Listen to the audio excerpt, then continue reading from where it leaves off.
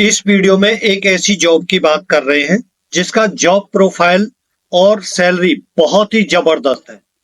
बात कर रहे हैं आरपीएफ में एसआई और कांस्टेबल की जॉब के बारे में, जिसका शॉर्ट नोटिफिकेशन आ चुका है। आपको पूरी जानकारी मिलेगी, वीडियो में अंत तक बने रहे। वीडियो के अंत में ये भी मैं बताऊंगा आपको तैयारी कैसे करनी है। नमस्कार, मैं सुभाष नौबार स्वागत करता हूं आपके परिवार टॉप ट्रेंडिंग स्टडी पर। प्यारे दोस्तों, बात करते हैं आरपीएफ भर्ती 2024 के बारे में, जिसमें टोटल पद 4660 है। पूरी जानकारी मैं आपको दूंगा।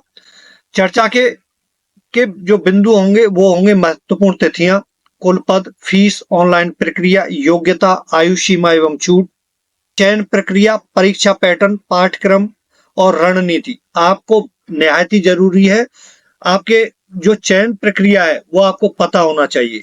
ठीक है, चयन प्रक्रिया आपको पता होना चाहिए, जिससे पहले ही आपका माइंडसेट उसी हिसाब से रहे।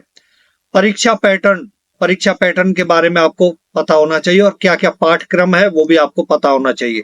रणनीति बहुत ही जरूरी है। आपको किस तरीके से तैयारी करनी है, इसका फिजिकल बहुत जबरदस्त है, बहुत ही अच्छा फिजिकल है।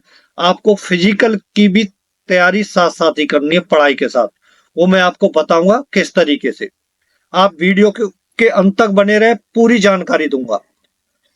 बात करते हैं इंपॉर्टेंट डेट्स की। तो शॉर्ट जो नोटिफिकेशन है वो 1 मार्च 2024 को आ गया था। जो इसके ऑनलाइन एप्लीकेशन है वो 15 अप्रैल 2024 से शुरू हो जाएंगे, और जो क्लोजिंग ऑनलाइन एप्लीकेशन है वो 15 मई 2024 को फॉर्म भरना बंद हो जाएंगे। 15 मई लास्ट डेट है इसकी। ठीक है, इसकी फीस की बात करें, फी पेमेंट 15 मई 2024 है। ऑफलाइन फी पेमेंट की बात करें तो 10 मई 2024 है। इतना समझ में आ गया होगा, इसमें कोई इतनी समझाने वाली बात नहीं है। आगे बात करें वैकेंसीज की, तो कांस्टेबल में 4208 वैकेंसी निकल रही है। सब इंस्पेक्टर में 452 वैकेंसी है। कुल पद है 4660। थोड़े कम पद हैं, लेकिन आपको अपनी एक सीट के लिए संघर्ष करना है। बहुत अच्छी तरीके से एग्जाम ओरिएंटेड पढ़ते हुए आपको अपना सिलेक्शन लेना है ना। तो इतनी ज्यादा वैकेंसी तो बोल नहीं सकते कि बहुत ज्यादा है। ऑल इंडिया 4660 वैकेंसी है। पिछली बार जो 2018 में आई थिंक 8000 के आसपास वैकेंसी थी। बात करते हैं आवेदन शुल्क की, तो जनरल और ओबीसी को जो शुल्क देना होगा 500 रुपए, SC ST, female, ex serviceman, इन सबको 250 रुपए आवेदन शुल्क है। बात करते हैं योग्यता की। कुल पदों के बारे में मैंने आपको बता दिया, लेकिन योग्यता की बात करें तो आरपीएफ सब इंस्पेक्टर SI के लिए आपके पास आप ग्रेजुएट होने चाहिए किसी भी रिकॉग्नाइज यूनिवर्सिटी से। आरपीएफ कांस्टेबल की बात करें तो 10th पास आप होने चाहिए। ठीक है, अब बात करते हैं आयु सीमा की। आयु सीमा न्यूनतम आयु कांस्टेबल के लिए 18 साल और अधिकतम आयु 25 साल। फॉर सब इंस्पेक्टर के लिए बात करें तो न्यूनतम आयु 20 साल होनी चाहिए और अधिकतम आयु 25 साल होनी चाहिए। बात करते हैं चयन प्रक्रिया, जो आपके लिए बहुत इंपॉर्टेंट है ये समझना। चयन प्रक्रिया के बारे में सबसे पहले फेज 1 में आपका सीबीटी टेस्ट होगा, कंप्यूटर बेस्ड टेस्ट। उसमें क्या क्या आता है वो मैं आगे बताऊंगा। फेज 2 में फिजिकल इफिशियंसी टेस्ट होगा, पीईटी। उसमें भी आपको क्या क्या होगा वो मैं आपको आगे बताऊंगा। फेज 3 में फिजिकल मेजरमेंट टेस्ट होगा, पीएमटी। उसमें क्या क्या मतलब होगा वो भी मैं आपको आगे बताऊंगा। डॉक्यूमेंट वेरिफिकेशन फेज 4 में होगा। डॉक्यूमेंट वेरिफिकेशन होने के बाद आपका लास्ट में कॉल लेटर आएगा और आप ट्रेनिंग के लिए चले जाएंगे। अच्छा, बात करें परीक्षा पैटर्न की। जो आपका CBT 1 होगा उसमें जो परीक्षा पैटर्न होगा उसमें क्या होगा। सबसे पहले बात, इसमें माइनस मार्किंग है 1/3 की, जो अपने आप में बहुत ही खतरनाक माइनस मार्किंग है 1/3 की। 3 क्वेश्चन आपने गलत कर दिए तो 1 नंबर आपका आउट। 3 नंबर भी गए वो, और 1 नंबर और आपका काट लिया जाएगा। तो इसमें जो GA है, जनरल अवेयरनेस, 50 क्वेश्चन आते हैं 50 नंबर के। देखो, मैं आपको बता दूं, आपने GA की तैयारी, GK GS की आप तैयारी कहीं से भी कर रहे हो, मैंने एक ऑब्जेक्टिव क्वेश्चनों की प्रीवियस ईयर में जो आ रखे हैं उसकी एक सीरीज चला रखी है, जीके जीएस सीरीज। उसमें टोटल 11 मैंने वीडियो बना दी है, आप उसे जरूर देखना, बहुत फायदा मिलेगा आपको। उन जो टोटल हमारा 4000 के आसपास प्रीवियस ईयर के क्वेश्चन कराने का टारगेट है, तो वो सीरीज आपको जरूर देखनी है, बहुत फायदा मिलेगा आपको। मात्र 20 से 25 मिनट की वीडियो होती है, जिसमें हम लगभग 60 से 70 क्वेश्चनों को डिस्कस कर रहे हैं प्रत्येक दिन। सुबह 5:30 से 6 बजे तक वो वीडियो आपको डेली अपलोड हो जाएगी चैनल पर, और सुबह उठते ही उस वीडियो को जरूर देखना है आपको। मैथमेटिक्स 35 क्वेश्चन पूछे जाएंगे, 35 नंबर के होंगे, और रीजनिंग है वो 35 क्वेश्चन पूछे जाएंगे, 35 नंबर के होंगे। टोटल 120 क्वेश्चन पूछे जाएंगे और 120 नंबर के ही आपके जो 120 नंबर के ही वो होंगे, और आपका 90 मिनट टोटल टाइम है, यानी 1.5 घंटा आपको परीक्षा में समय मिलेगा 120 क्वेश्चनों को करने के लिए। और मैक्सिमम मार्क कितने हैं? 120 है। ओके, बात करें फेज 2 मतलब फिजिकल इफिशियंसी टेस्ट, जो पीईटी की बात कर रहे हैं, शारीरिक दक्षता परीक्षण, इसकी बात कर रहे हैं, ठीक है। फॉर कांस्टेबल के लिए बात करते हैं। कांस्टेबल के लिए आप, यदि कांस्टेबल मेल हैं, मेल को 1600 मीटर रनिंग 5 मिनट 45 सेकंड में करनी है। बहुत ही अच्छा फिजिकल आपका होगा, तभी आप कर पाएंगे। 1600 मीटर रनिंग करनी है आपको 5 मिनट 45 सेकंड में। लॉन्ग जंप की बात करें, 14 फीट आपको लॉन्ग जंप करनी है, और हाई जंप है 4 फीट। बहुत बच्चे फेल हो जाते हैं हाई जंप में, है ना। हाई जंप बहुत बच्चे फेल हो जाते हैं, आप रनिंग कर भी लेते हैं तो हाई जंप में फेल हो जाते हैं। कांस्टेबल फीमेल की बात करें तो 800 मीटर रनिंग करनी है उनको 3 मिनट 40 सेकंड में। लॉन्ग जंप है 9 फीट और 3 फीट है इनकी हाई जंप, ठीक है, कांस्टेबल फीमेल की।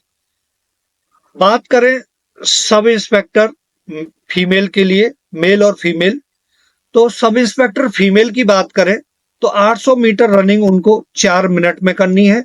लॉन्ग जंप 9 फीट और high jump 3 feet. Sub inspector male की बात करें, अभी जो फेज 2 है यही चल रहा है, ठीक है, हम सब इंस्पेक्टर के लिए बता रहे हैं।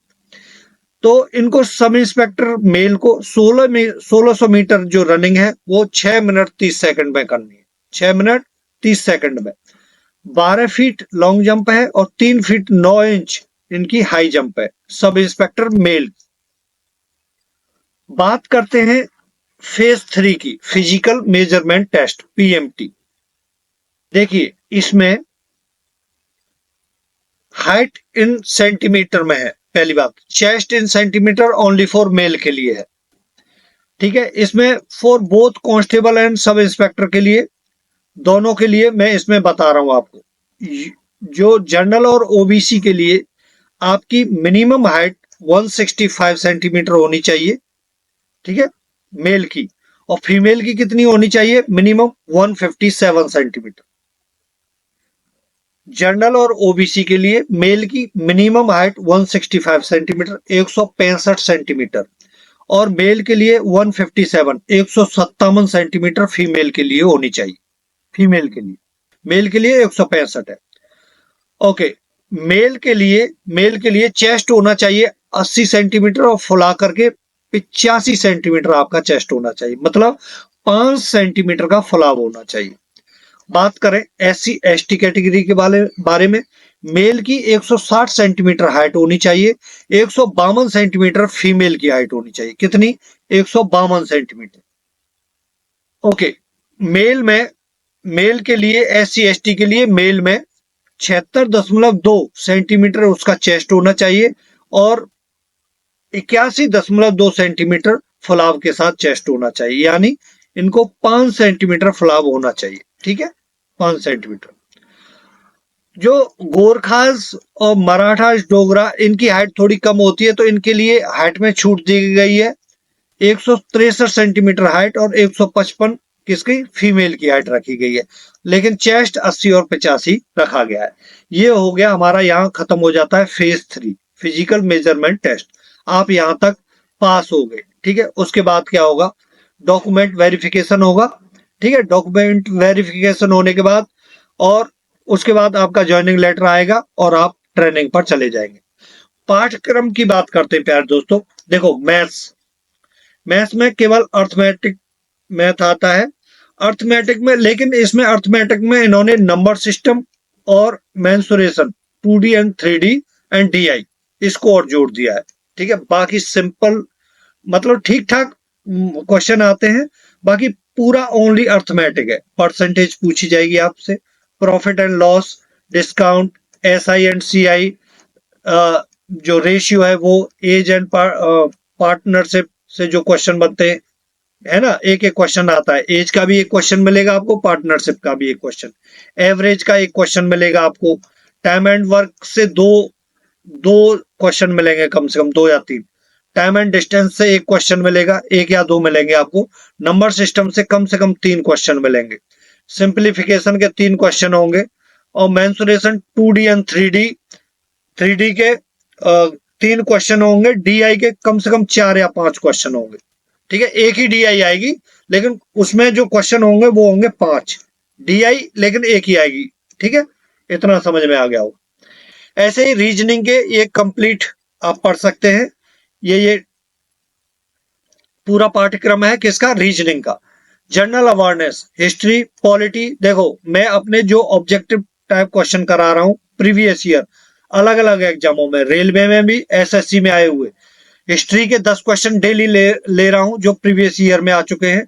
अब तक मैं अपने चैनल पर लगभग 670 क्वेश्चनों को कंप्लीट करा चुका हूं।